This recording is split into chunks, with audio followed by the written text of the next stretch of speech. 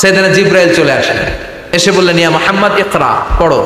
জান্নাতের একটা রেশমি কাপড়ে সূরাতুল আলাকের 5 আয়াত লেখা রেশমি কাপড়ের ভেতরে, ওই রেশমি কাপড়টা ধরে বিশ্বনবীকে বললেন। এই প্রথম বিশ্বনবী সাইয়েদনা জিবরাইলকে দেখলেন আর বললেন, ইয়া মুহাম্মদ ইকরা, পড়ো। বিশ্বনবী বললেন, মা আনা বিকারি, আমি পড়তে পারি না। সুবহানাল্লাহ পড়ো। কারণ বিশ্বনবী ছিলেন নবী আল উম্মি, নিরক্ষর নবী, ওনার অক্ষর জ্ঞান ছিল না। এই বইটা থেকে আজকে কিছু সময় কথা শুনবো, আওয়াজ করে বলেন তো বইটার নাম। আরো জোরে বলেন, কি নাম? এই বইয়ে কোনো ভুল আছে? সন্দেহ আছে? সংশয় আছে? এই বইয়ের সাথে সম্পর্ক জোরদার করার দরকার আছে না নাই? এই বইটা কিয়ামতের দিন সুপারিশকারী হবে। বিষ্ণু বলেছেন, ইকরাউল কুরআন ফাইন্নাহু ইয়াতি ইয়াউমাল কিয়ামাতি শাফিআন লিআসহাবি। বেশি বেশি কোরআনের তেলাওয়াত করো, কারণ এই কোরআন কিয়ামতের দিন তোমাদের জন্য সুপারিশকারী হবে। কোরআন যদি আপনার পক্ষে আল্লাহর কাছে সুপারিশ করে, আল্লাহ এই সুপারিশ ফেলে দিতে পারবে?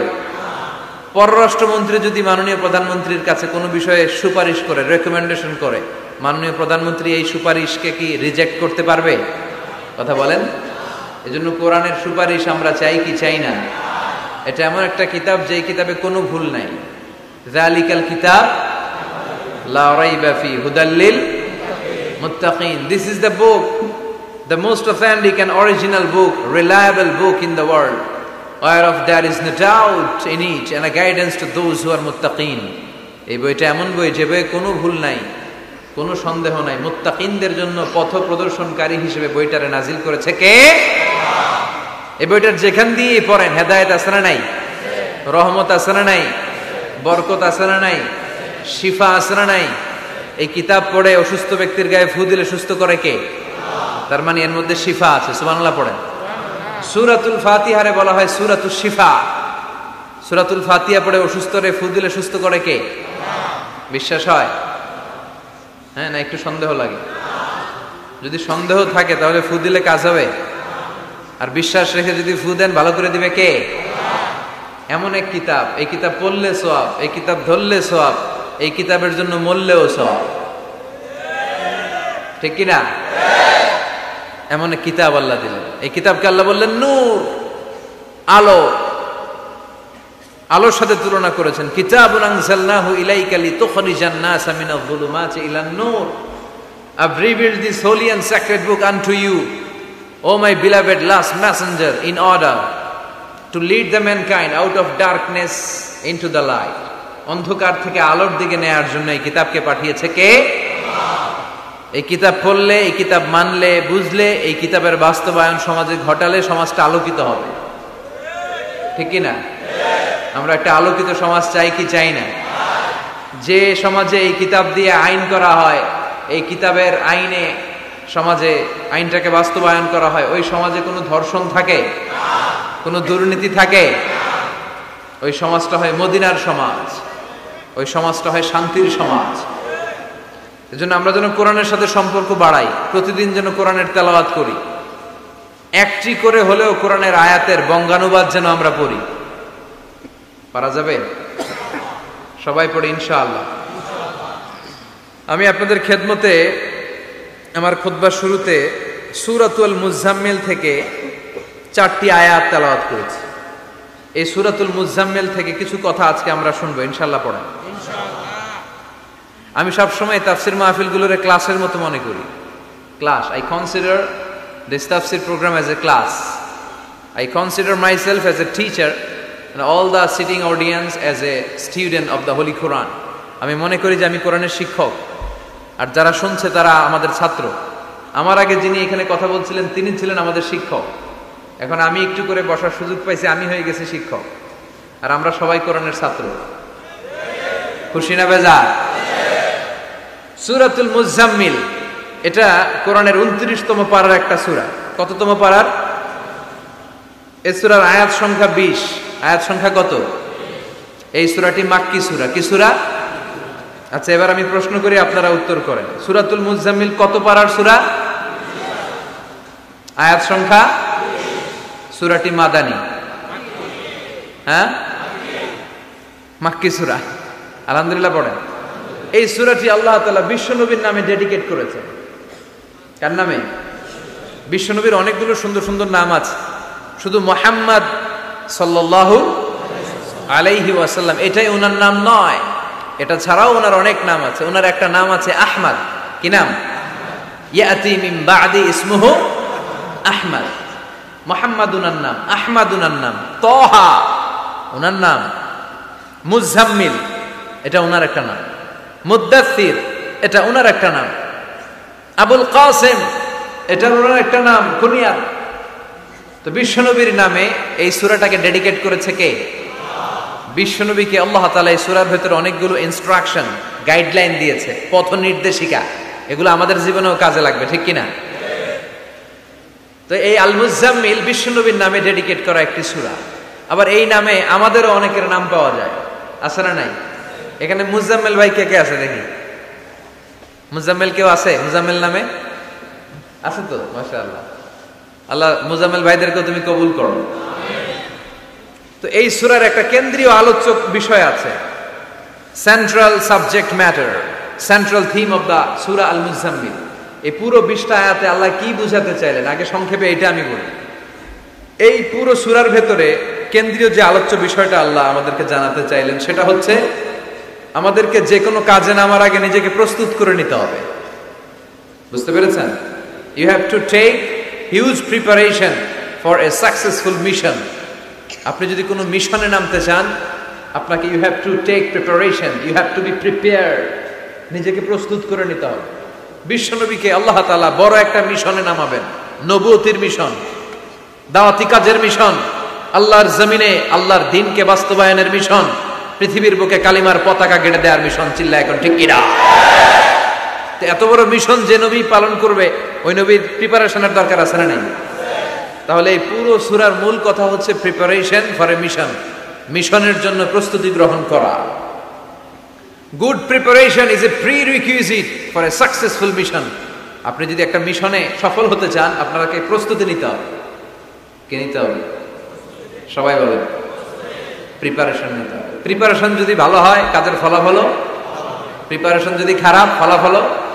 পরীক্ষার আগে যদি প্রিপারেশন ভালো হয়, গোল্ডেন এ প্লাসের সম্ভাবনা আছে না নাই? ইলেকশনের আগে যদি ভালো প্রস্তুতি নেয়, জয়লাভ করার সম্ভাবনা আছে না নাই? সব কাজে প্রিপারেশন লাগে। এই যে আমরা প্রতিদিন সালাত পড়ি, নামাজ আদায় করি, প্রস্তুতি লাগে না? কি প্রস্তুতি লাগে? ওযু করা লাগে, ঠিক কিনা? ইয়া আইয়ুহাল্লাযীনা আমানু ইযা কুমতুম ইলাস সালাতি ফাগসিলু ওয়ুজুহাকুম ওয়া আইদিয়াকুম ইলাল মারাফিক ওয়ামসাহু বিরুউসিকুম ওয়া আরজুলাকুম ইলাল কা'বাইন। সুবহানাল্লাহ পড়েন। আল্লাহ ডেকে বললেন, গোলাম যখন নামাজে যাবা, নামাজের প্রস্তুতি নাও। কথাটা কার? আগে চেহারা ধৌত করো, হাত দুইটা কনুই পর্যন্ত ধৌত করো, তারপরে মাথা মাসে করো, তারপর পা ধৌত করো, তারপরে সালাত কায়েম করতে যাও। তার মানে সালাত একামাতুস সালাহ, সালাত প্রতিষ্ঠার আগে আপনাকে প্রস্তুতি নিতে হবে। নামাজে যাওয়ার আগে ওযু করা লাগবে, ঠিক কিনা? আবার জুমার নামাজে আপনি যাবেন, আগামীকাল জুমাবার না? এই জুমার নামাজে যাওয়ার আগে প্রস্তুতি আছে না নাই? কি প্রস্তুতি আছে? গোসল করা লাগে, ঠিক কিনা? আতর মাখা লাগে, সুন্দর পারফিউম দেওয়া লাগে, তারপর জুমার খুতবা শোনার জন্য মসজিদে আগে আগে যাওয়া লাগে, ঠিক কিনা? তার মানে নামাজের আগে প্রস্তুতি লাগে, জুমার সালাতের আগে প্রস্তুতি লাগে, আবার রোজার আগেও প্রস্তুতি আছে না নাই? বিশ্বনবী রমাদান আল মুবারক আসার 2 মাস আগ থেকে প্রস্তুতি নিতেন। বিশ্বনবী দোয়া করতে শুরু করতেন রজব মাস থেকে, আর আল্লাহর কাছে বলতেন, আল্লাহুম্মা বারিক লানা ফি রজব ওয়া শাবান ওয়া বাল্লিগনা রমাদান। রজব শাবানে বরকতে দাও, রমজান মাসে গুনাহ ঝরাও, সপ্তাহ জুড়ে তুমি বরকতে দাও, জুমার দিনেতে গুনাহ ঝরাও, রজব শাবানে বরকতে দাও, রমজান মাসে গুনাহ ঝরাও। চিল্লায় পড়েন আমিন। রমজান আসার 2 মাস আগে বিশ্বনবী রজব মাস থেকে রমজানের প্রস্তুতি নিতেন। আল্লাহু আকবার। আর পড়তেন, আল্লাহুম্মা বারিক লানা ফি রজব ওয়া শাবান। ও আল্লাহ, রজব আর শাবান মাসে আপনি বরকত দেন, ওয়া বাল্লিগনা রমাদান, রমজান মাসে পৌঁছে দেন। এখন যে মাসটা চলতেছে এটা কি মাস? হ্যাঁ, তাহলে রমজানের প্রস্তুতি নেওয়ার দরকার আছে না নাই? রমজানের 2 মাস আগ থেকে উনি প্রস্তুতি নিতেন। এরপরে ঈদ আসার আগে রমজানের প্রস্তুতি আছে না নাই?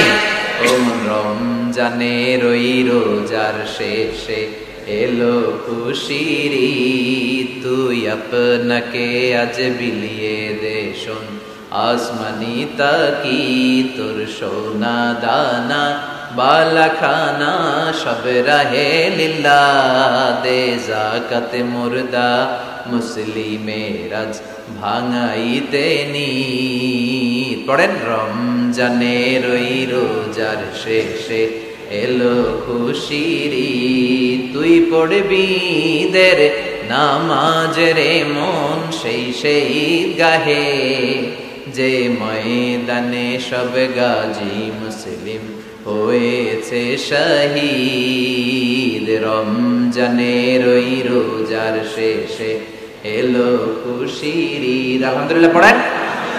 তার মানে নামাজের আগে প্রস্তুতি লাগে, রোজার আগে প্রস্তুতি লাগে, ঈদের আগেও প্রস্তুতি লাগে। এরপরে হজ যদি পালন করতে চান তারও প্রস্তুতির দরকার আছে না নাই? একজন হজ করবে, প্রস্তুতি লাগবে না? কি প্রস্তুতি লাগবে? হ্যাঁ, পাসপোর্ট লাগবে, হজের ভিসা লাগবে, তারপরে রেজিস্ট্রেশন করা লাগবে, আশকোনার হাজি ক্যাম্পে প্রশিক্ষণ নেওয়া লাগবে, রিয়াল কিনা লাগবে, ইজার কিনা লাগবে, রিদা কিনা লাগবে, বেল্ট কিনা লাগবে, হজের নিয়ম কানুন জানা লাগবে, ঠিক কিনা? দেখেন, নামাজের আগে প্রস্তুতি লাগে, রোজার আগে প্রস্তুতি লাগে, হজের আগে প্রস্তুতি লাগে, কিন্তু যাকাতের আগে লাগে না। হ্যাঁ, যাকাতের জন্য 1 বছর আগ থেকে প্রস্তুতি নেওয়া লাগে।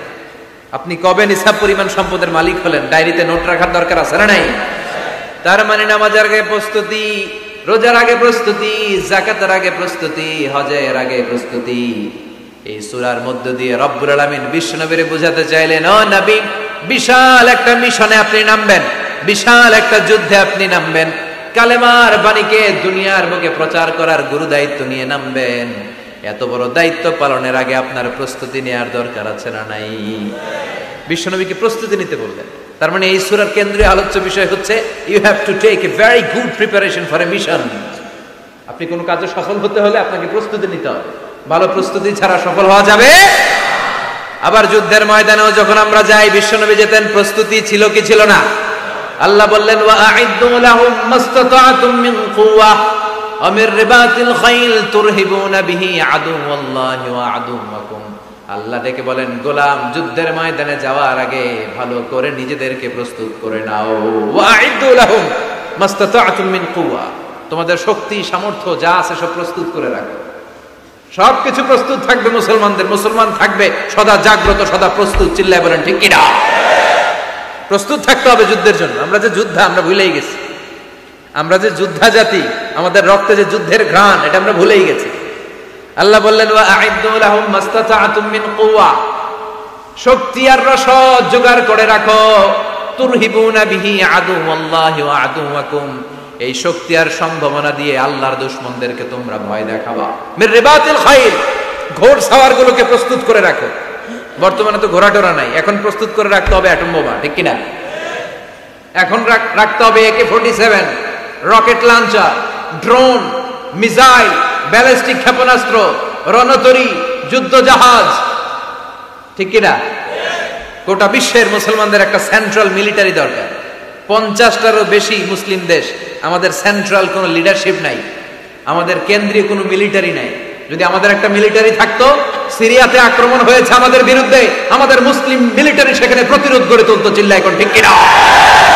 আরাকানে আক্রমণ হয়েছে, মুসলিম মিলিটারি প্রতিরোধ গড়ে তুলবে। ফিলিস্তিনে আক্রমণ হয়েছে, আমাদের মুসলিম মিলিটারি প্রতিরোধ গড়ে তুলবে। কিন্তু আমাদেরকে নেতৃত্ব দেওয়ার মতো কেউ নাই, আমাদের শক্তি সম্ভাবনাকে জোগাড় করে রাখার মতো কেউ নাই। এক রিসেপ তাইয়িব এরদোগান গোটা বিশ্বের যেখানে মুসলমানরা নির্যাতিত ওখানে ছুটে যায়।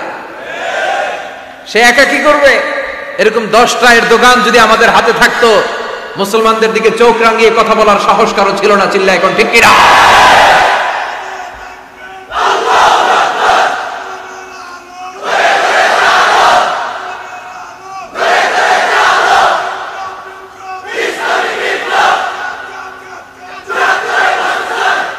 ওয়া আ'ইদ্দু লাহুম মাসতাতা'তুম মিন কুওয়া, ও নবী, শক্তি সম্ভাবনা সবকিছু জোগাড় করে রাখেন। মুসলমান থাকবে সদা প্রস্তুত, সদা সজাগ। মুসলমানদের বসে থাকার সময় নাই, ঠিক কি না? তার মানে এই পুরো সূরাতে, সূরাতুল মুজাম্মিলে আল্লাহ তাআলা যে সেন্ট্রাল মেসেজটা বিশ্বনবীকে দিতে চাইলেন সেটা হচ্ছে, নবী প্রস্তুতি নেন। লড়াইয়ের প্রস্তুতি, যুদ্ধের প্রস্তুতি, মিশনে নামার প্রস্তুতি। সুবহানাল্লাহ পড়েন। তাহলে সূরাতুল মুজাম্মিলের কেন্দ্রীয় আলোচ্য বিষয় কি? প্রস্তুতি। চিল্লায় বলেন, কেন্দ্রীয় আলোচ্য বিষয় কি? প্রিপারেশন নিতে হবে, প্রস্তুত থাকতে হবে, ঠিক কিনা? কেন্দ্রীয় আলোচ্য বিষয় আমরা জেনে গেলাম। এবার জানবো কোন প্রেক্ষাপটে এই সূরাটা নাজিল হয়েছে। শুনবেন? মনোযোগ আছে না গেছে? কথা বুঝতে পারতেছেন তো? কথা বোঝা যান না বোঝানো যার? বোঝা যার। সূরাতুল মুজাম্মিল এটা শুধু মাক্কি সূরাই নয়, এটা মাক্কি যুগে নাজিল হওয়া শুরুর দিককার সূরা। কোরআনের নাজিলের দিক থেকে সর্বপ্রথম সূরা কোনটা? সূরাতুল আলাক। ইকরা বিসমি রাব্বিকাল্লাযী খালাক, এই আয়াতগুলো প্রথমে নাজিল হয়েছে। এই সূরা আলাকের প্রথম 5 আয়াতের পরপরই এই সূরা মুজাম্মিল নাজিল করে দিয়েছে কে? আল্লাহ। তার মানে মাক্কি জীবনের একেবারে শুরুর দিককার সময়। বিশ্বনবীর বয়স তখন 40। কত? সবাই বলেন। 40 বছর বয়সে উনি নবী হয়েছে। তার মানে আগের জীবনে কি ছিলেন? জালেম ছিলেন, মূর্খ ছিলেন, গোমরা ছিলেন। বিশ্বনবীর পুরো জীবনটাই আদর্শ। চিল্লায় বলেন ঠিক কি না? As a father, as a teacher, as a lawgiver, as a lawmaker, as a philosopher, as a reformer of the society, as a commander, as a messenger, Muhammad is the superman of the world. স্বামী হিসেবে, নেতা হিসেবে, বাবা হিসেবে, সমাজ সংস্কারক হিসেবে, আইন প্রণেতা হিসেবে, দার্শনিক হিসেবে, নবী হিসেবে মুহাম্মদ সাল্লাল্লাহু আলাইহি ওয়াসাল্লাম হচ্ছে গোটা বিশ্বের একজন সুপারম্যান। উনি শেষ নবী। ওনার পরে কোনো নবী আছে? লা নাবিয়্যা বা'দি ওয়ালা রাসূলা। বিষ্ণু বলতেন আমার পরে কোনো নবী নাই, কোনো রাসূল নাই। সাইয়েদনা আদম থেকে নবী আসার যত ধারাবাহিকতা, পুরো চেইনটাকে আল্লাহ তাআলা আমাকে পাঠানোর মাধ্যমে কেটে দিয়েছেন। চিল্লায় এখন ঠিক কি না? এজন্য বিষ্ণু বলছেন লা নাবিয়্যা বা'দি ওয়ালা রাসূলা, আমার পরে কোনো নবী নাই, কোনো রাসূল নাই। তবে লাউ কানা বা'দি নাবিয়্যুন লাকানা উমর, আমার পরে যদি নবী হওয়ার যোগ্যতা কারো থাকে, আমার ওমরের সেই যোগ্যতা আছে। ঠিক কি না? প্রভু তুমি বলেছো রাসূল দেবে না, বলনি দেবে না ওমর, বলনি দেবে না হামজা তারিক, খালিদ বিজয়ী সমর। প্রভু তুমি বলেছো রাসূল দেবে না, বলনি দেবে না ওমর, বলনি দেবে না হামজা তারিক, খালিদ বিজয়ী সমর। প্রভু তুমি বলেছো রাসূল দেবে না। আলহামদুলিল্লাহ পড়েন। শেষ নবী, শেষ রাসূল, তারপরে কোনো রাসূল নাই। ওনার জীবনটা এমন জীবন, নবুয়তের পরের জীবন যেমনি আমাদের জন্য আদর্শ, নবুয়তের আগের জীবনটাও আদর্শ করে দিয়েছে কে? আল্লাহ। এই 40 বছরে উনি নবী হয়েছেন, তার আগে উনি ছিলেন শ্রেষ্ঠ মানুষ, as-সাদিক আল-আমিন। জীবনে মিথ্যা বলছে? ওনার ঘোর শত্রুরাও বাড়ি থেকে অনেক দূরে কোথাও বেড়াতে গেলে ওনার বাসায় ডিপোজিট করে যাইত, ওনার বাসায় আমানত রেখে যাইত। সুবহানাল্লাহ পড়েন। পার্টি করে আবু জাহেলের পার্টি। পার্টি কোন পার্টি? বিশ্বনবী বলতেন আবু জাহেলের পার্টি করে ওর কাছে ডিপোজিট রাখো। ওরা বলতো না, আবু জাহেলের দল করি কিন্তু ওর কাছে আমানত রাখা যাবে না। ওর কাছে যদি টাকার প্যাকেট রেখে যায় তাহলে আমার টাকাও শেষ, টাকার প্যাকেটও শেষ। কথা বলেন। আমানতদারিতা নাই। আমানতদারিতা ছিল বিশ্বনবীর মাঝে। ওনার জীবনী নিয়ে যদি কথা বলতে কেউ শুরু করে, কোনো কুল কিনারা খুঁজে পায় না। বিয়ন্ডলেস, বাউন্ডলেস, বটমলেস, এটা তলাবিহীন সাগর। বিশ্বনবীর জীবনীটা একটা সাগর, কিন্তু এই সাগরের কি নাই? কথা বলে, কোনো তলা নাই। এমন নবীকে আমরা পেয়েছি। ওনার আগের জীবনটাও আদর্শ। ছোটবেলা থেকে লাজুক ছিলেন। হালিমাতুস সাদিয়া বিশ্বনবীর দুধমা, উনি বলেন 5 বছর এই কুরাইশি মুহাম্মদকে আমি লালন পালন করেছি। একদিনও ছেলেটারে কাঁদতে দেখিনি। ক্ষুধা লাগলেও কাঁদে না, ব্যথা পেলেও কাঁদে না। কিন্তু লজ্জাস্থানের জায়গা থেকে এই শিশু মুহাম্মদের কাপড়টা একটু সরে গেলে ছোট্ট মুহাম্মদ চিৎকার দিয়ে ওঠে। কি নবী ছিলেন! 15 বছর বয়সে হালাফুল ফুদুল একটা সংগঠন করেছে। হালাফুল ফুদুল, যেটাকে বাংলা আমরা বলি হিলফুল ফুজুল। আসলে শব্দটা হালাফুল ফুদুল। হালাফ মানে শপথ, টু টেক এন ওথ, শপথ নেয়া। ফুদুল হচ্ছে ভালো কাজের উপর। উনি হাতে হাত রেখে যুবকদেরকে নিয়ে মক্কা আইন করলেন, মক্কার জমিনে কোনো দুর্বলের উপর, মাজলুমের উপর কোনো জালিমের অত্যাচার চলতে দেয়া যাবে না। মক্কার বুকে কোনো টেন্ডারবাজি চলবে না, চাঁদাবাজি চলবে না, ধর্ষণ চলবে না, ছিনতাই আর রাহাজানি চলবে না। চিল্লায় এখন ঠিক কিনা? 15 বছর বয়সে পুরো মক্কা শহর কাঁপায় দিয়েছে। উনি তো ওই নবী, সব সময় ছিলেন অন্যায়ের বিরুদ্ধে কঠোর। ওনার ইমানটা এমন ছিল, প্রয়োজনে জ্বলে উঠতো। চিৎকার করে বলেন ঠিক কিনা? যে ইমানে প্রয়োজনে জ্বলে ওঠে না, যে ইমান সত্য ন্যায়ের কথা বলে না, যে ইমান প্রয়োজনে জ্বলে ওঠে না, যে ইমান সত্য ন্যায়ের কথা বলে না, যে ইমান বাস্তবে নাই, যে ইমান অন্তরে নাই, মুখে শুধু ফাঁকা বলি, কি করে তারে বলো ইমানে বলি, কি করে তারে বলো ইমানে বলি, কি করে তারে বলো ইমানে বলি। ঠিক না? ওনার ইমানটা ছিল এমন ইমান, প্রয়োজনে জ্বলে উঠতো ইমানের তেজে। উনি ছিলেন ওই নবী, 40 বছরের আগের জীবনে যেমন, পরের জীবনে তেমন। সুবহানাল্লাহ পড়ে। তো বিশ্বনবী 40 বছর বয়সে ওহী পেলেন। ওনার ওহীর সূচনাটা ছিল আর রুইয়া সালেহা, সত্য স্বপ্ন। বুখারীর প্রথম বাবটা হচ্ছে বাব কাইফা কানা বাদউল ওয়াহী ইলা রাসূলিল্লাহ। আল্লাহ রাসূলের কাছে ওহীর সূত্রপাতটা কেমন হয়েছে শুনবেন। সর্বপ্রথম ছিল স্বপ্ন। উনি রাতে সুন্দর সুন্দর স্বপ্ন দেখতেন। আমরা স্বপ্ন দেখি না? কি স্বপ্ন দেখেন? মারামারি, হরতাল, হ্যাঁ, টাকা। আর কি দেখো তোমরা? জিহাদি। তো বিশ্বনবী স্বপ্ন দেখতেন আর রুইয়া as-সালেহা, সত্য সুন্দর স্বপ্ন। আর রাতের বেলা বিশ্বনবী যাই স্বপ্নে দেখতেন, দিবালোকের আলোর ন্যায় সকালে এটা সুস্পষ্ট হয়ে যেত। চিল্লা এখন সুবহানাল্লাহ। কারণ নবীদের স্বপ্নটা ওহী। নবীদের স্বপ্নটা কি? নবীদের স্বপ্ন যদি ওহী না হতো, তাহলে একটা স্বপ্নের উপর ভিত্তি করে সাইয়েদনা ইব্রাহিম আলাইহিস সালাম ছেলের গলায় ছুরি চালাতেন না। এটা ওহী ছিল, এটা আল্লাহর পক্ষ থেকে স্পেশাল অর্ডার ছিল। চিল্লায় বলেন ঠিক কি না? তার মানে বিশ্বনবীর জীবনে প্রথম ওহীর সূত্রপাত হয়েছে স্বপ্ন দিয়ে। তারপরে বিশ্বনবীর কাছে নিঃসঙ্গতা, নির্জনতাকে প্রিয় করে দিল কে? বিশ্বনবীর মানুষের সাথে তখন কথা বলতে ভাল লাগে না, একা একা থাকতে ভাল লাগে, একা একা ইবাদত করতে ভাল লাগে। বিশ্বনবী হেরা পাহাড়ে চলে গেলেন। কোথায়? মক্কা থেকে উত্তর দিকে 634 মিটার উঁচু ওই পাহাড়ে যে তাআব্বুদাল্লায়ালি, রাত্রিবেলা তিনি ধ্যান করতেন, মেডিটেশন করতেন, চোখ বন্ধ করে স্রষ্টার অস্তিত্বকে খুঁজতেন। খুঁজতে খুঁজতে খুঁজতে 40 দিন ধ্যান করার পরে, 40 দিন আধ্যাত্মিকতার এই চর্চা করার পরে ফাজাহুল হক, সত্য বিশ্বনবীর কাছে এসে ধরা দিল। সাইয়েদনা জিবরাইল চলে আসলেন, এসে বললেন ইয়া মুহাম্মদ ইকরা, পড়ো। জান্নাতের একটা রেশমি কাপড়ে সূরাতুল আলাকের 5 আয়াত লেখা, রেশমি কাপড়ের ভেতরে ওই রেশমি কাপড়টা ধরে বিশ্বনবীকে বললেন।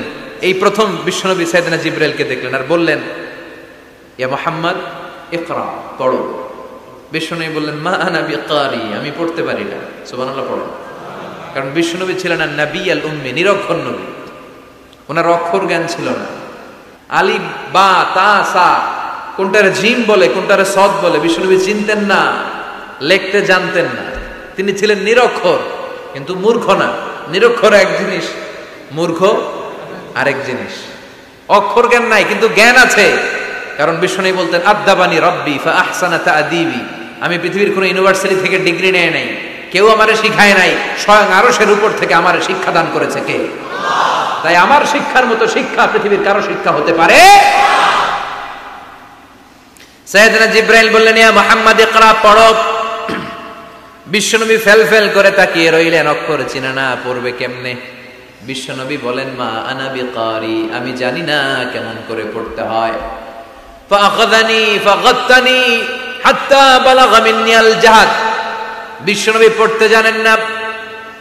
যখন বললাম আমি পড়তে পারি না, সাইয়েদনা জিবরাইল বিশ্বনবীকে জড়িয়ে ধরলেন, বুকের মধ্যে জড়িয়ে ধরে যত জোর ছিল বিশ্বনবীকে একটা চাপ দিলেন। বিশ্বনবী বললেন চাপের চোটে আমি আমার বুকের ভেতরে ব্যথা পেলাম। ফাআরসালানি, আমাকে ছেড়ে দিল। ছেড়ে দিয়ে আবার কে পড়েন ইকরা, read in the name of your lord. বিশ্বনবীর আগের কথা, আমি পড়তে জানি।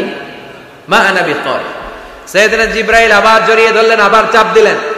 বিশ্বনবী বললেন ব্যথা পেলাম।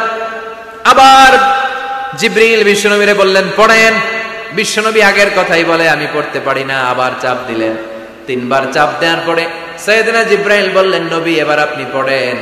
বিশ্বনবী এবার পড়তে আরম্ভ করলেন, ইকরা বিসমি রাব্বিকাল্লাযী খালাক খালাকাল ইনসানা মিন আলাক ইকরা ওয়া রাব্বুকাল আকরাম আল্লাযী আল্লামা বিল কলম আল্লামাল ইনসানা মা লাম ইয়ালাম। পড়েন আল্লাহু আকবার।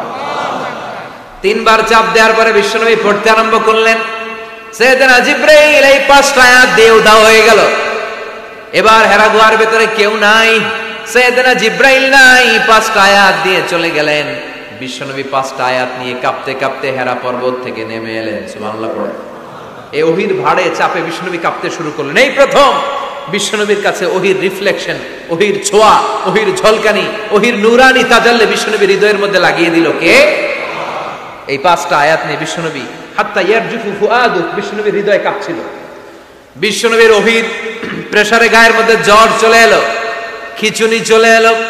বিশ্বনবী কাঁপছেন প্রচন্ড জ্বরে। কাঁপতে কাঁপতে আম্মাজান খাদিজাতুল কুবরা তাহেরার কাছে এসে বলে, ও খাদিজা আমি বাঁচবো না, আমার বড্ড ভয় লাগে। খাদিজাতুল কুবরা বললেন নবী কি হয়েছে আপনার, কি হয়েছে? বিশ্বনবী বললেন এমন এমন ঘটনা। বিশাল এক লোক এসে আমার কাছে পড়ো, আমি পড়তে জানি না, 3 বার চাপ দিল, এরপর দেখি ঠিকই পড়তে পারি। সুবহানাল্লাহ পড়ে। বিশ্বনবী পুরো ঘটনাটা সাইয়েদাতুনা খাদিজাতুল কুবরা তাহেরাকে শোনালেন। এরপরে মা খাদিজারে বললেন, খাদিজা আমার বড্ড ভয় হয়, মনে হয় আমি মরে যাব, আমার প্রচন্ড জ্বর এসেছে, কাঁপুনি ছুটেছে, তুমি আমারে কম্বল দাও। কি দাও?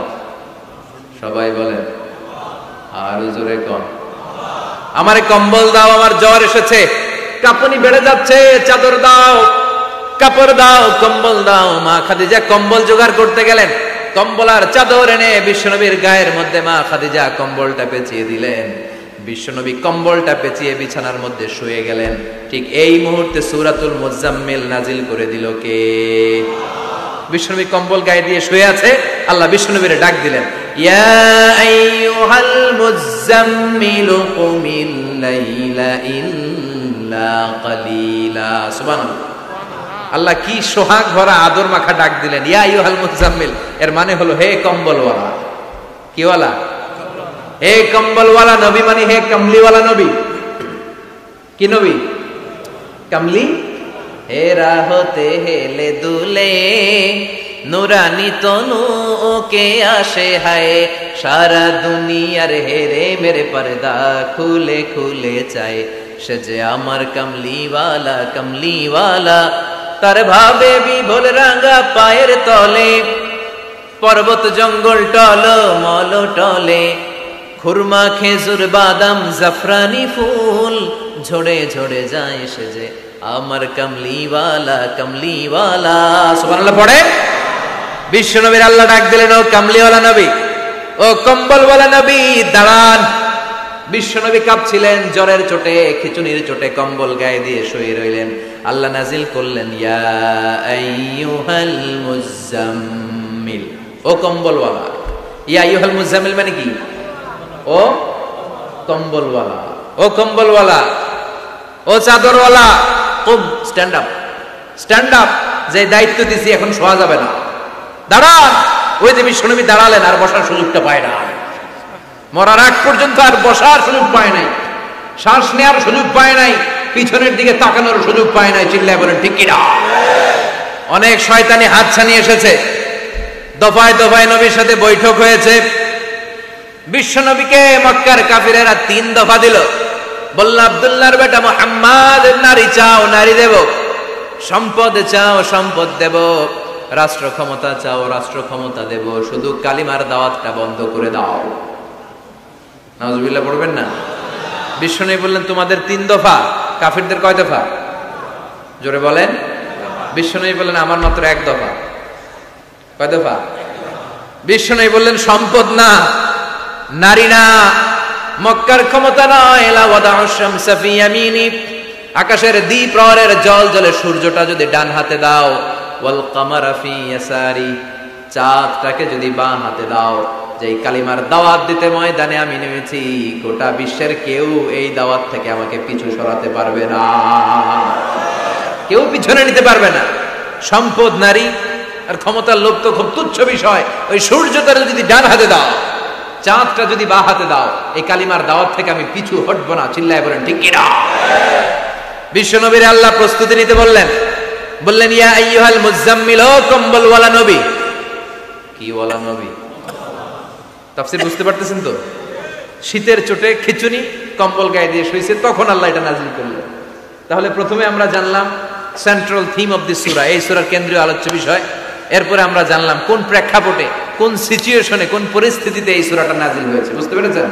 বিশ্বনবীর যখন এই পরিস্থিতি, তখন আল্লাহ বিশ্বনবীর আবার গাইডলাইন দিলেন, ইয়া আইয়ুহাল মুজাম্মিল, হে কম্বলওয়ালা নবী, কুমিল লাইলা ইল্লা কালিলা, দাঁড়ান, রাত্রিবেলা দাঁড়িয়ে তাহাজ্জুদ গুজার হন। সুবহানাল্লাহ।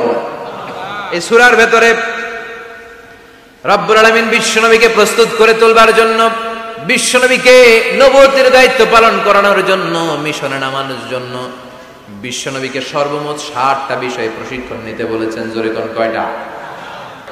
চিল্লায় বলেন কয়টা? প্রস্তুতি নেওয়ার জন্য 7টা বিষয়ে বিশ্বনবীকে ট্রেন আপ করেছেন, প্রশিক্ষণ নিতে বলেছেন। আমরা একটা একটা করে 7টাই আজকে শুনবো। শুনবেন না? কষ্ট হচ্ছে? কষ্ট হচ্ছে না? রাত কয়টা? ইন্নালিল্লাহ, 11:25, 11:35 বাজে। কষ্ট হচ্ছে না আপনাদের? আরো 2-1 মিনিট শুনবেন? হ্যাঁ, তাকবীর দেওয়া যাবে আওয়াজ করে?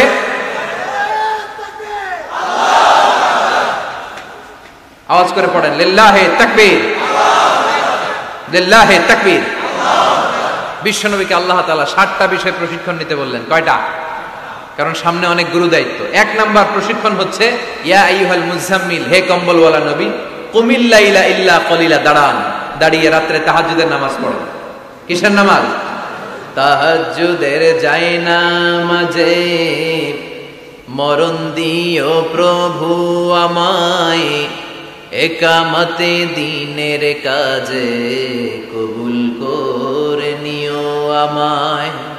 তাহাজ্জুদের জায়নামাজে মরণ দিও প্রভু আমায়, একামতে দিনের কাজে কবুল করে নিও আমায়। পড়েন আমিন। তাহলে বিশ্বনবীকে প্রথম যে প্রশিক্ষণ আল্লাহ দিলেন সেটা হচ্ছে তাহাজ্জুদের সালাতের প্রশিক্ষণ। কিসের? রব্বুল আলামিন বললেন, ইয়া আইয়ুহাল মুজাম্মিল কুমিল লাইলা ইল্লা কলিলা, ও নবী, রাত্রি বেলায় দাঁড়ান, পুরো রাত ব্যাপী তাহাজ্জুদ পড়েন। নিসফাহু, রাতের অর্ধেক সময় তাহাজ্জুদ পড়েন।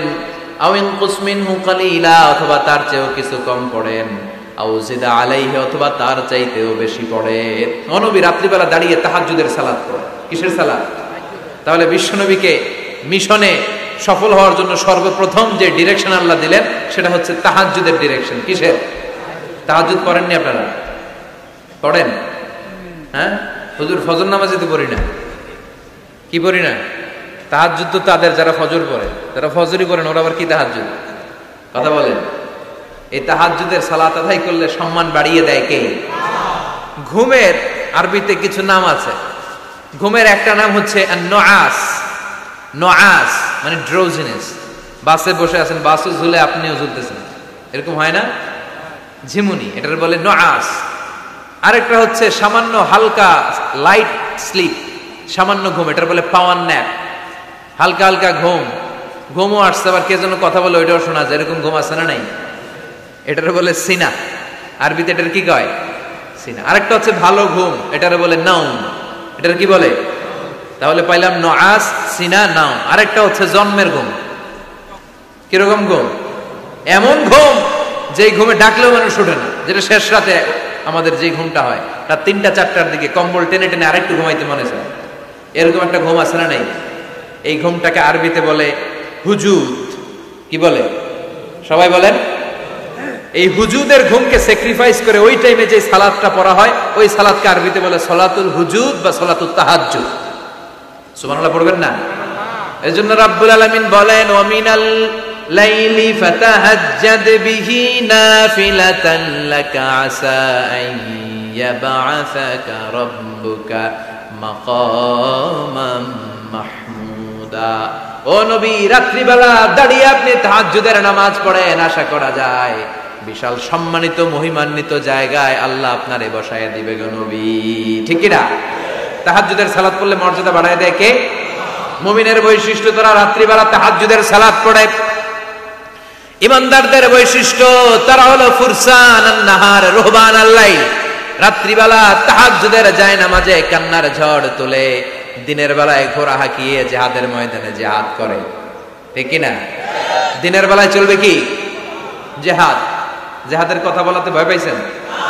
হ্যাঁ, অনেকে এখন জিহাদের সাথে জঙ্গিবাদরে লাগায়, এরকম ডাকাইত আছে না নাই? জিহাদের সাথে সন্ত্রাসবাদকে মিলাতে চায়, চিল্লায় কোন ঠিক কিনা? জঙ্গিবাদ আর সন্ত্রাস এক জিনিস, জিহাদ আরেক জিনিস। জিহাদরে ফরজ করছে কে? আর জঙ্গিবাদকে হারাম করেছে কে? জঙ্গিবাদকে দমন করার জন্য আল্লাহ তাআলা জিহাদের মতো বিধানকে ফরজ করেছেন, চিল্লায় বলেন ঠিক কিনা? যারা হকের পক্ষে, যারা কল্যাণের পক্ষে, যারা মানবতার পক্ষে, এরা হচ্ছে মুজাহিদ। আর যারা হক সহ্য করে না, মানবতাকে সহ্য করে না, শান্তির কথাকে সহ্য করে না, এরা হলো এক একটা জঙ্গি, চিল্লায় এখন ঠিক কিনা? আবু জাহেল ছিল জঙ্গি আর বিশ্বনবী ছিলেন মুজাহিদ। ফেরাউন ছিল জঙ্গি, মুসা আলাইহিস সালাম ছিলেন মুজাহিদ। নমরুদ ছিল জঙ্গি, সাইয়েদনা ইব্রাহিম ছিলেন মুজাহিদ। বাংলার জমিনেও যারা হকের কথা বলে তারা হচ্ছে মুজাহিদ। আর যাদের হক সহ্য হয় না, ইসলাম সহ্য হয় না, কোরআন সহ্য হয় না, এরা এক একটা সন্ত্রাস আর জঙ্গি, চিল্লায় এখন ঠিক কিনা? এরা জঙ্গি। আমরা যারা সত্যের পক্ষে কথা বলি, আমরা জঙ্গি না, আমরা মুজাহিদ। আমরা কি? মুজাহিদ। এজন্য মুমিনদের বৈশিষ্ট্য হলো রুহবানাল লাইল ফুরসানান নাহার। মুমিন বান্দারা দিনের বেলায় জিহাদের ময়দানে ব্যস্ত থাকে, রাতের বেলায় তাহাজ্জুদের যায় নামাজে চোখের পানি দিয়ে যায় নামাজ ভিজায়। রাতের আধারে যারা সেজদাতে রয়, দু চোখের শ্রুতে নদী যেন বয়। রাতের আধারে যারা সেজদাতে রয়, দু চোখের শ্রুতে নদী যেন বয়। ছলনার হাতছানি যতই আসুক, পেছনে ফিরেও সে তাকায় না। যাদের হৃদয়ে আছে আল্লাহর ভয়, তারা কবু পথ ভুলে যায় না। আল্লাহর প্রেম ছাড়া এই দুনিয়া কারো কাছে কোনো কিছু চায় না, চিল্লায় বলেন ঠিক কিনা? এজন্য বিশ্বনবীর প্রথম প্রশিক্ষণ নিতে বললেন আল্লাহ, কুমিল লাইলা ইল্লা কালিলা। ও নবী, বিশাল মিশন নিয়ে দুনিয়ার বুকে আপনি এসেছেন গো নবী। প্রথম প্রশিক্ষণ যেটা নিবেন, রাত্রি বেলায় দাঁড়িয়ে দাঁড়িয়ে তাহাজ্জুদের প্রশিক্ষণ। বিশ্বনবীর আদেশ করলেন কে? কিসের আদেশ? সবাই কোন? আরো জোরে।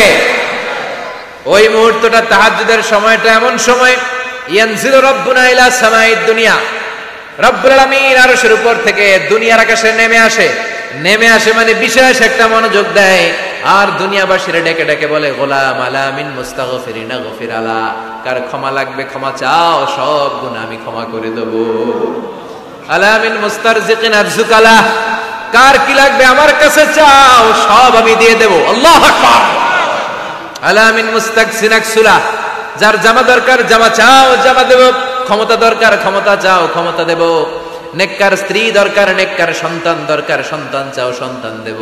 সব দেয়ার মালিক কে? কেউ যেটা পারে না পারে কে? কেউ যেটা দেয় না দেয় কে? কেউ যেটা বোঝে না বোঝে কে? আল্লাহ শেষ রাতে আম করে ডাকে, দেওয়ার জন্য ডাকে, কিন্তু চাওয়ার সময় আমাদের নেই। উনি দেওয়ার জন্য প্রস্তুত, কিন্তু এটা তো নেওয়ার লোক লাগবে। কথা কর। বিশ্বনবী তাহাজ্জুদের সময় দাঁড়িয়ে যেতেন ছোট্ট একটা ঘরে, চাটাইয়ের উপরে বিশ্বনবী মা এসে শুতেন, গাদাগাদি করে জায়গা নাই। মাঝরাতে বিশ্বনবী তাহাজ্জুদের জন্য দাঁড়াতেন, আল্লাহু আকবার বলে দাঁড়িয়ে যেতেন, নামাজ শুরু করে দিতেন। বিশাল বড় সূরা পড়তেন, কেরাত পড়তেন, রুকু করতেন, কিন্তু সিজদার জায়গায় সিজদা দেওয়ার জায়গা নাই। সিজদার জায়গায় মা এসে পা বিছিয়ে শুয়ে আছে। বুখারীর বর্ণনা, বিশ্বনবী সিজদায় যে হাত দিয়ে মা আয়েশার পায়ের মধ্যে চিমটি কাটতেন। মা আয়েশা বুঝতে পারতেন বিশ্বনবী এখন সেজদায় যাবে, সুবহানাল্লাহ পড়েন। মা আয়েশা বুঝতে পেরে পা দুইটা সরিয়ে নিতেন, বিশ্বনবী সেজদা দিতেন। সেজদা দিয়ে বিশ্বনবী যখন আবার দাঁড়িয়ে যেতেন, মা আয়েশা পা বিছিয়ে আবার শুয়ে পড়তেন। কি ইবাদত ছিল বিশ্বনবীর! হাত্তা তাতাওয়াররামু খাদামা। মা আয়েশা বলতেন বিশ্বনবী দাঁড়িয়ে থাকতে থাকতে এত সময় ধরে তাহাজ্জুদের সালাত করতেন, ওনার পা গুলো ফুলে এরকম টিউমারের মতো মোটা হয়ে যেত। সুবহানাল্লাহ পড়বেন না? দাঁড়িয়ে থাকতে থাকতে বিশ্বনবীর পা গুলো টিউমারের মতো মোটা হয়ে যেত। প্রথম রাকাতে বাকারা আলে ইমরান পড়ে ফেলতেন। সুবহানাল্লাহ পড়েন। বিশ্বনবীর পা যেন ফেটে যাবে, এভাবে হাত বেঁধে দাঁড়িয়ে থাকতে থাকতে বিশ্বনবীর হাতগুলো বাঁকা হয়ে যেত, ব্যথা হয়ে যেত। বিশ্বনবী তখন হাত দুইটা ছেড়ে দিতেন। আবার যখন এনার্জি ফিরে পেতেন, যখন বিশ্বনবীর ভাল লাগতো আবার হাত বাঁধতেন। পড়েন সুবহানাল্লাহ। তার মানে হাত ছেড়ে দিও নামাজ পড়াবো, হাত ছেড়ে দিও। মালিকি মাযহাবের কিছু স্কলাররা ওনারা মত নিয়েছে, ওনাদের অনুসারীরা এরসাল করে। আমাদের দেশে কেউ বাদে এইভাবে, কেউ এইভাবে, কেউ এইভাবে। মালিকিরা বাদেই না, কে বাদবি না, কি করবি কর, আছে না নাই? আপনি যদি হজ করতে যান মক্কা মদিনায় এই আমলগুলো দেখতে পারবেন। এটা সুন্নাত একটা আমল। হাত ছেড়ে দিলেও যেখানে সালাত হয়ে যায় ওই জায়গায় কই বাঁধবে এই নিয়ে কিলাকিলি আছে না নাই? উপরে না নিচে, আমিন জোরে না আসতে, আছে না নাই? পেকুয়াতে মাশাআল্লাহ এগুলো নাই। হ্যাঁ, পেকুয়াতে এগুলো আছে। বিশ্বনবী লম্বা সময় দাঁড়িয়ে তাহাজ্জুদ করতেন। তাহাজ্জুদ করলে আপনার মর্যাদা বাড়ায় দিবে কে? সাইয়েদনা জিবরাইল বললেন ইন্না শারাফাল মুমিন ফি কিয়ামিল লাইল। বিশ্বনবী বললেন জিবরাইল এসে আমাকে বলে গিয়েছে মুমিনের মর্যাদা তাহাজ্জুদের নামাজের ভেতর। সুবহানাল্লাহ পড়েন। তাহাজ্জুদের নামাজ পড়লে মর্যাদা বাড়ায় দেয় কে? 2 নাম্বার কুরবাতুন ইলাল্লাহ। তাহাজ্জুদের নামাজ পড়লে আল্লাহর সাথে নৈকট্য বাড়িয়ে দেয় কে? আল্লাহর সাথে কানেক্টিভিটি আপনার বেড়ে যাবে। আমাদের দুনিয়াতে সব জায়গায় কানেক্টিভিটি আছে। এমপির সাথে হাত আছে, চেয়ারম্যানের সাথে হাত আছে, ওই এসআই এর সাথে হাত আছে, পুলিশের আইজির সাথে হাত আছে, কিন্তু আল্লাহর সাথে হাতটা নাই। কথা কন। আসল জায়গায় কানেকশন লাগানো দরকার। চিল্লায় বলেন ঠিক কি না? মানলাহুল মাওলা ফালাহুল কুল্লু। যে ব্যক্তি আল্লাহর হয়ে যায় গোটা বিশ্ব তার হয়ে যায়। যে সব জায়গায় যে ধর্ণা দেয় আল্লাহর কাছে ধর্ণা দেয় না, তার কোনো মর্যাদা নাই। আর যে ব্যক্তি সব দিক থেকে মুখ ফিরিয়ে আল্লাহর কাছে যায় গোটা বিশ্বের সবাই তার দিকে তাকিয়ে থাকে। এজন্য সম্পর্কটা লাগাইতে হবে কোন জায়গায়? তার মানে তাহাজ্জুদ পড়লে মর্যাদা বেড়ে যায়, আল্লাহর সাথে সম্পর্ক বেড়ে যায়। বিশ্বনবী বললেন মানহাতুনা আনিল ইসম। তাহাজ্জুদের নামাজ পড়লে তাহাজ্জুদের নামাজ আপনারে পাপ কাজ থেকে বাধা দিবে। সুবহানাল্লাহ পড়ে। তাহাজ্জুদ যারা পড়ে এরা পাপ কাজ করে না। চিল্লায় কোন ঠিক কি না? 4 নম্বরে মুকাফফিরাতুন লিসাইয়্যাত। পাপ আর অন্যায় যদি কিছু হয়েও থাকে তাহাজ্জুদের নামাজ পড়লে তাহাজ্জুদের নামাজ পাপগুলোরে ধুয়ে মুছে সাফ করে দেয়। এজন্য তাহাজ্জুদ পড়ার দরকার আছে না নাই? বিশ্বনবী বললেন আপনার প্রথম প্রশিক্ষণ হচ্ছে তাহাজ্জুদের প্রশিক্ষণ। কিসের প্রশিক্ষণ?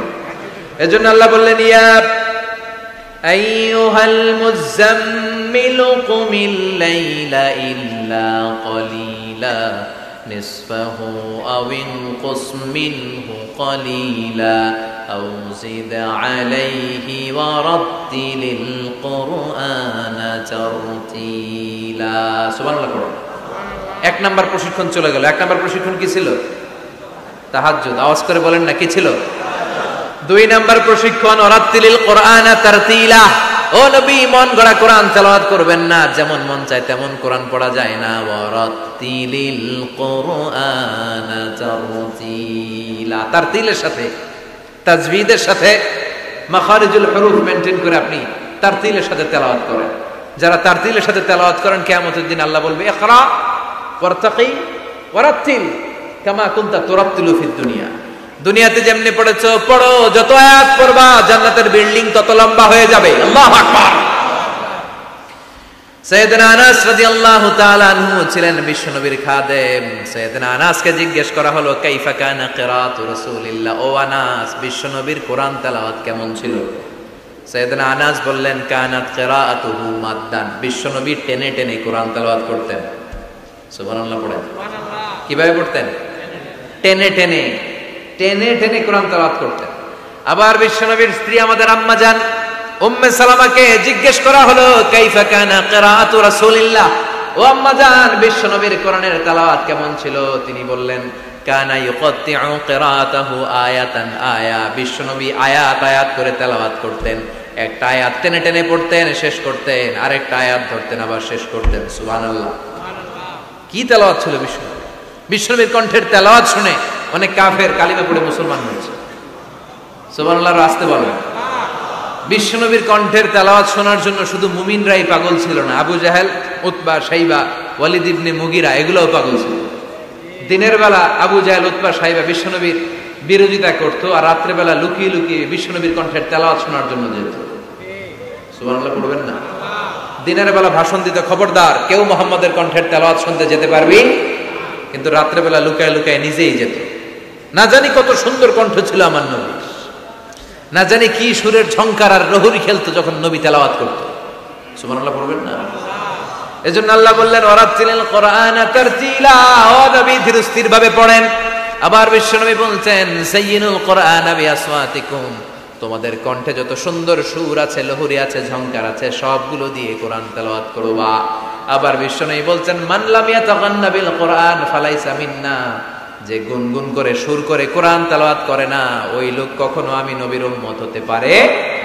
এজন্য সুর করে কোরআন তেলাওয়াত করবেন। কি করে? অনেকে কয় হুজুর আমার সুর নাই। আপনার সুর নাই তো কি আছে? আপনার যেটা আছে ওইটাই সুর, যেটা আপনার আছে ওইটাই সুর। সুর নাই কে বলছে? টয়লেটের ভিতরে ঢুকলে বোঝা যায় কি সুর আছে। বাথরুম সিঙ্গার আছে না, কাপড় খাসতে বসলে কি সুন্দর গান শুরু করে, ঘুম ভাঙাইয়া গেল রে হে মারার কোকিলে, আছে না নাই? তখন সুন্দর সুন্দর গান বের। কিন্তু কোরআন তেলাওয়াত করতে গেলে সে সুর আমার সুর নাই। আপনার যেটা আছে ওইটাই আপনার সুর, ওইটা দিয়ে তেলাওয়াত করবেন। মিসরি রাশেদ আল আফাসি, আব্দুর রহমান সুদাইস, বান্দার ইবনে আব্দুল আজিজ আল বালিলা, এদের তেলাওয়াত শুনছেন? কি সুন্দর তেলাওয়াত! বিষ্ণুনবীর তেলাওয়াত ছিল টেনে টেনে পড়তেন, প্রতিটা আয়াত শেষ করে আবার নতুন আয়াত ধরতেন। ঠিক কি না? আলহামদুলিল্লাহি রাব্বিল আলামিন আর রহমানির রহিম মালিকি ইয়াউমিদ্দিন ইয়্যাকা না'বুদু ওয়া ইয়্যাকা নাস্তাঈন ইহদিনাস সিরাতাল মুস্তাকিম সিরাতাল লাযীনা আন'আমতা আলাইহিম গায়রিল মাগদুবি আলাইহিম ওয়ালাদ-দাল্লিন।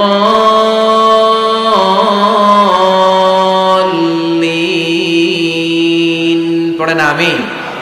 থেমে থেমে এক আয়াত শেষ, আরেক আয়াত, ওই আয়াত শেষ, তারপর আরেক আয়াত। বিষ্ণু বলে রুব্বা কারিলিল কোরআন ওয়াল কোরআনু ইয়ালআনুহু, কোরআনের অনেক কারি আছে যে কারীদেরকে কোরআন রহমত না দিয়ে লানত দেয়।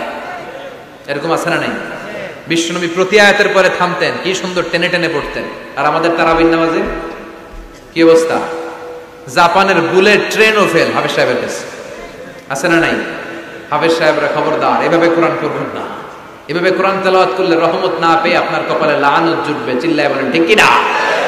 এজন্য 2 নাম্বার প্রশিক্ষণ রব্বুল আলামিন বিশ্বনবীকে দিলেন, আর বললেন ওয়ারাতিলিল কোরআনা তারতিলা, ও নবী রাত্রিবেলায় তাহাজ্জুদের নামাজে ধীর স্থির ভাবে কোরআন তেলাওয়াত করেন।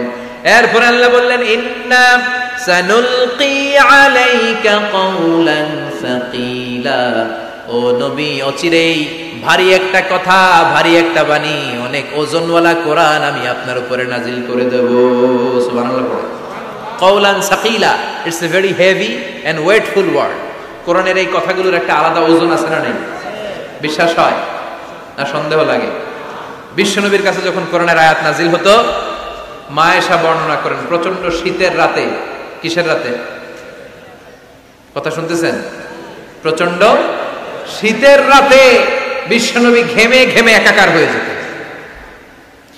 মাঘ মাসের শীত, মা আয়েশা বলে আমরা কম্বল গায়ে দিয়ে শুই, কিন্তু বিশ্বনবীর কাছে যখন কোরআন নাজিল হয় বিশ্বনবী ঘেমে ঘেমে একাকার হয়ে যেতেন। সুবহানাল্লাহ পড়ে। বিশ্বনবী যখন ওটের উপর বসা অবস্থায় কোরআনের আয়াত নাজিল হতো, ওটের বুকটা জমিনে লেগে যেত।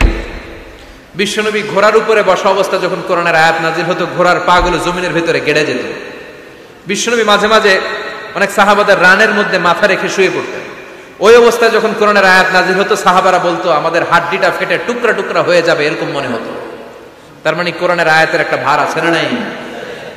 এজন্য রব্বুল আলামিন বলেন, লাউ আনজালনা হাযাল কুরআন আলা জাবালিন লারাআইতাহু খাশিআম মুতাসাদ্দিআম মিন খাশিয়াতিল্লাহ। ও নবী, কোরআনকে মানুষের উপর নাজিল না করে যদি পাহাড়ের উপর নাজিল করতাম, আপনি দেখতেন কোরআনের ভারে বড় বড় পাহাড়গুলো ভেঙে চুরে খান খান হয়ে যেত গো নবী।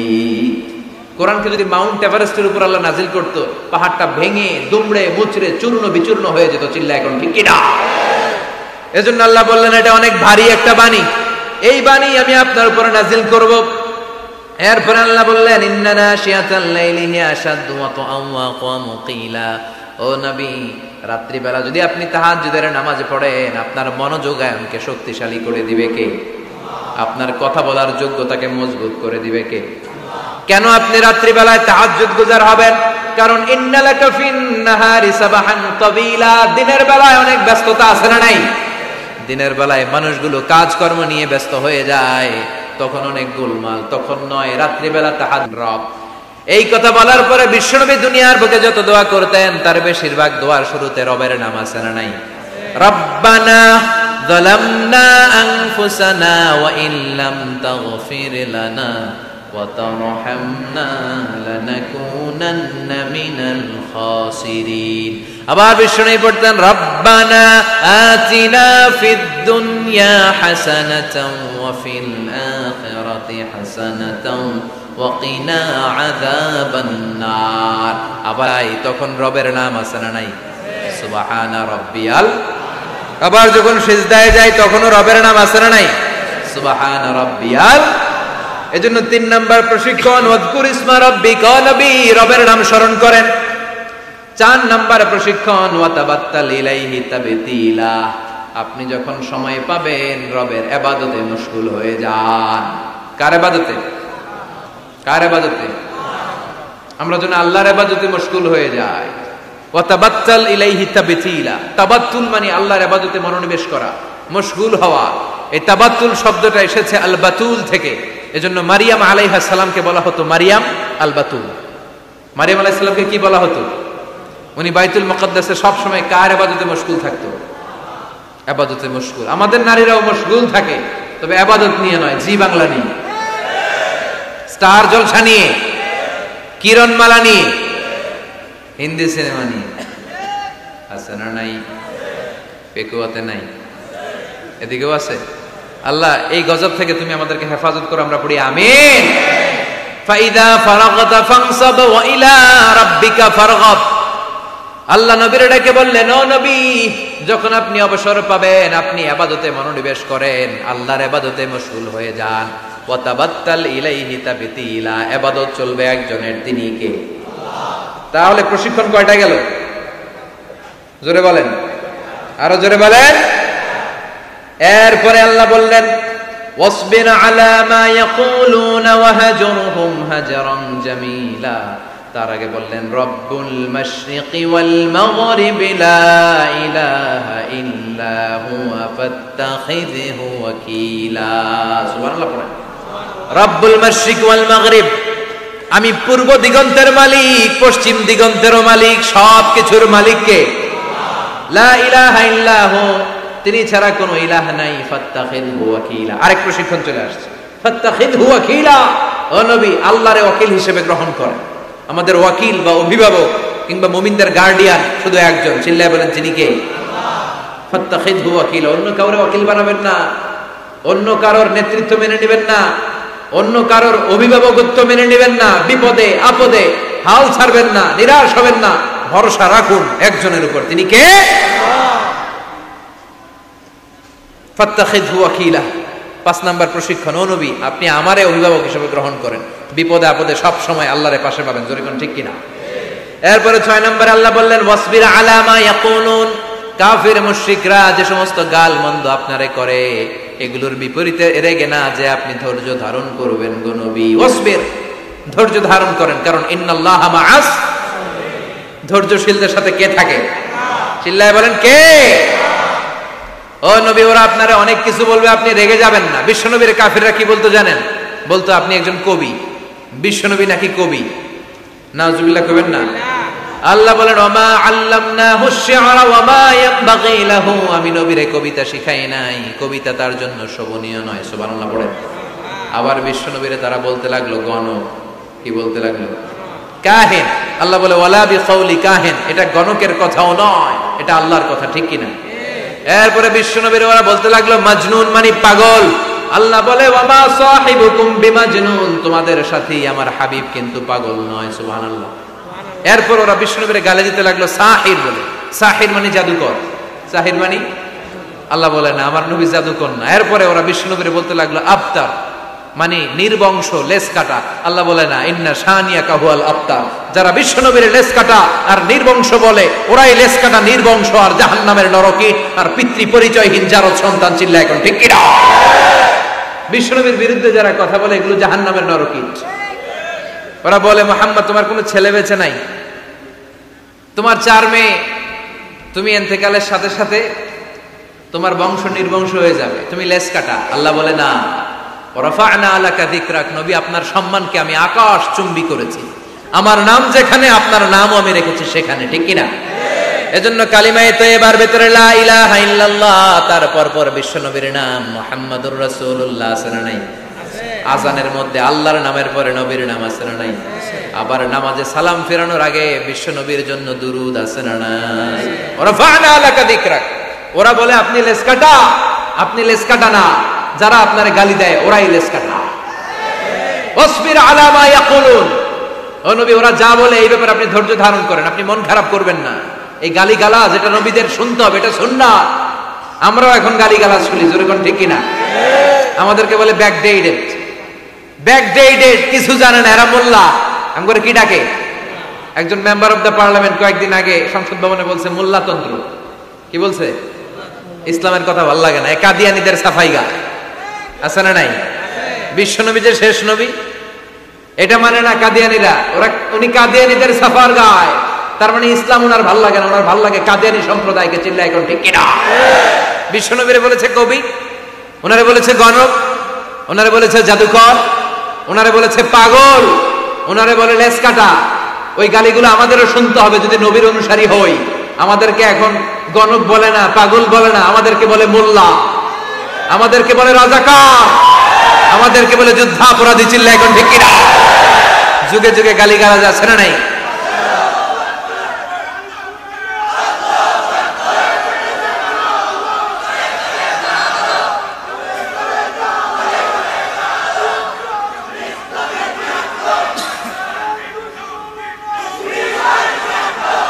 আমাদেরকে যেই ট্যাগই লাগাক না কেন, আল্লাহ বলেন ওয়াসবির, গালি দেখ, মন্দ কথা বলুক, হুমকি ধমকি দেখ, ওয়াসবির, ধৈর্য ধারণ করো, কারণ ইন্নাল্লাহা মাআস, ধৈর্যশীলদের সাথে আল্লাহ রয়েছেন। যারা জমিনের উপর জুলুম করে তাদের জন্য আল্লাহ কোনো সাহায্য পাঠায় না। আর জমিনে যারা মাজলুম, যাদের রক্ত জমিনে লাগে, ওই জমিনের ক্ষমতা আল্লাহ মাজলুমদের হাতে তুলে দেয়। চিল্লা এখন ঠিক কিনা? রাত্রি যত গভীর হয় সুবহে সাদিকের সময় কাছে আসতে থাকে, ঠিক কিনা? ইসলামের পক্ষের শক্তির উপর আযাব, অত্যাচার, জুলুম, নির্যাতন যত বাড়তে থাকে ইসলামের বিজয়ের সময় ঘনাতে থাকে। এটা মুমিনের বিশ্বাস, এটা মুমিনের আত্মোপলব্ধি। আল্লাহ বলেন ওয়াসবির আলা মা ইয়াকুলুন, নবী ওরা যা বলে আপনি মন খারাপ করবেন না, আপনি ধৈর্য ধারণ করেন, কারণ ইন্নাল্লাহা মাআস, ধৈর্যশীলদের সাথে থাকে কে? আবার আল্লাহ বললেন ওয়াস্তাঈনু বিস-সাবরি ওয়াস-সালাতি ওয়া ইন্নাহা লাকাবীরাতুন ইল্লা আলাল খাশিঈন। ও নবী, ধৈর্য আর সালাতের মাধ্যমে আপনি আমার কাছে সাহায্য চান। ফাসবির কামা সাবারা উলুল আজমি মিনার রাসূল। ও নবী, আপনার আগে সাইয়েদনা ইব্রাহিম, সাইয়েদনা নূহ, সাইয়েদনা মূসা, ঈসা যেইভাবে ধৈর্য ধারণ করেছে আপনাকেও ধৈর্য ধারণ করতে হবে, ঠিক কি না? এজন্য বিচলিত হওয়া যাবে? ভয় লাগে আপনাদের? হাল ছাড়া যাবে? ইসলামের পক্ষে থাকার দরকার আছে না নাই? ধৈর্য ধারণ করলে সাহায্য আর গায়েবী মদদ পাঠাবে কে? ওয়াসবির আলা মা ইয়াকুলুন, নবী ওরা যা বলে এই ব্যাপারে ধৈর্য ধারণ করেন। এরপর আল্লাহ বললেন ওয়াহজুরহুম হাজরান জামিলা, ওদেরকে আপনি পরিত্যাগ করেন, এড়িয়ে চলেন। মূর্খরা এসে যখন আপনার সাথে গালমন্দ করতে চায়, পায়ে পাড়া দিয়ে ঝগড়া করতে চায়, আপনি সালাম দিয়ে কেটে পড়েন। ওদের এই কথাগুলো, এই গালিগুলো শোনার সময়ও আমাদের নাই। চিল্লা বলেন ঠিক কিনা? তার মানে সর্বশেষ 6 নম্বরে আল্লাহ তাআলা বিশ্বনবীকে ধৈর্যের প্রশিক্ষণ নিতে বললেন। আর 7 নম্বরে এই সমস্ত কাফের মুশরিক এই আবাল শ্রেণীর লোকগুলোর কথাবার্তা থেকে নিজেকে এড়িয়ে থাকতে আল্লাহ পরামর্শ দিলেন। চিল্লায় কোন ঠিক কিনা? ওয়া ইদা খাতাবাহুমুল জাহিলুনা ক্বালু, মূর্খরা যখন আল্লাহর প্রিয় বান্দাদের সাথে ঝগড়া করতে আসে, আল্লাহর প্রিয় বান্দারা জানে এদের সাথে ঝগড়া করার টাইম আমাদের নাই, তাই ক্বালু সালামা, মুমিন বান্দারা সালাম দিয়ে ওদের কাছ থেকে কেটে পড়ে। ঠিক কিনা? তাহলে 6 নম্বর আল্লাহ বললেন সাবর, ধৈর্যের দরকার আছে না নাই? ধৈর্য ধারণ করার শক্তি দাও গো মেহেরবান, আমায় দাও গো মেহেরবান। বুকের ভেতর ব্যথার নদী বইছে অবিরাম, বইছে বইছে অবিরাম। ধৈর্য ধারণ করার শক্তি দাও গো মেহেরবান, আমায় দাও গো মেহেরবান। পড়েন আমিন। এজন্য তাহাজ্জুদ গুজার হতে হবে। রাজি আছো মুসলমান? 1 নাম্বার প্রশিক্ষণ, তাহাজ্জুদের সালাত পড়তে হবে। মর্যাদা বাড়িয়ে দিবে কে? 2 নম্বরে সুন্দরভাবে তারতিলের সাথে কোরআন তেলাওয়াত করতে হবে, সওয়াব দিবে কে? 3 নম্বরে রব্বুল আলামিন বললেন ওয়াজকুর ইসমা রাব্বিক, সব সময় জিকির চলবে কার? 4 নম্বরে ইবাদতে মনোনিবেশ করতে হবে কার জন্য? 5 নম্বরে দুনিয়ার কেউ আমাদের ওয়াকিল নয়, আমাদের অভিভাবক নয়, আমাদের আসল অভিভাবক কে? 6 নম্বরে ওরা আমাদেরকে যাই বলুক, আমাদের আসল হাতিয়ার হলো ধৈর্য। আসল হাতিয়ার কি? সবর। আর ওরা যদি গালিগালাজ করে, আল্লাহ বললেন ওদেরকে এড়িয়ে চলো। মুমিনরা ধৈর্য ধরবে আর মুনাফিকদেরকে এড়িয়ে চলবে। ঠিক কিনা? এই 7টা প্রশিক্ষণ বিশ্বনবীকে নিতে বলল কে? কারণ বিশ্বনবীর বিশাল দাওয়াতি মিশন আছে। কালেমার বাণী প্রচারের মিশনে নামতে হবে, নবুয়তির দায়িত্ব পালনের মিশনে নামতে হবে। লিয়ুযহিরাহু আলা দ্বীনি কুল্লি, মানব রচিত যত মতবাদ, যত ধর্ম, যত কথা আছে সবকিছুর কবর রচনা করে কালিমার পতাকা উড়াইয়া দিতে হবে। চিল্লায় কোন ঠিক কিনা? এই মিশনে নামার আগে বিশ্বনবীকে আল্লাহ প্রস্তুতি নিতে বললেন। আল্লাহ বললেন প্রিপেয়ার ইউরসেলফ। নবী আপনি প্রস্তুতি নেন। দেখবেন সব কাজের আগে প্রস্তুতি লাগে, লাগে না? কথা বলেন। এই যে Lux channel I superstar, close up one, তোমাকেই খুঁজছে বাংলাদেশ, বিউটি কন্টেস্ট আছে না নাই? দেখবেন এই প্রোগ্রামগুলোর আগে প্রতিযোগীদেরকে হোটেলে নিয়ে ওরা গ্রুমিং করে। কি করে? 1 মাস 2 মাস গ্রুমিং করার পরে এরপরে গালা রাউন্ড, ফাইনাল রাউন্ডে এরা যায়। ওইটা বড় মিশন। ওই মিশনে যাওয়ার আগে গ্রুমিং এর দরকার আছে না নাই? প্রিপারেশনের দরকার আছে না নাই? তাহলে মুমিন থাকবে সদা প্রস্তুত। চিল্লা এখন ঠিক কিনা? আমরা আখিরাতের জন্য প্রস্তুত, আমরা মরণের জন্য প্রস্তুত, আমরা বিজয়ের জন্য স্যাক্রিফাইস করতে প্রস্তুত। চিল্লা এখন ঠিক কিনা? আমরা যেন সদা জাগ্রত, সদা সজাগ থাকি, প্রস্তুত থাকি। এটাই আল্লাহ বলতে চাইলেন সূরাতুল মুনসাফিরে। আল্লাহ আমাদের সবাইকে কথাগুলো বুঝার ও আমল করার তৌফিক দান করুক। আমরা পড়ি আমিন। যা বললাম সবগুলো যেন আল্লাহ তাআলা প্রথমে আমাকে আমলের তৌফিক দান করে, পাশাপাশি আপনাদের সবাইকে আমলের তৌফিক দান করে। আমরা পড়ি আমিন।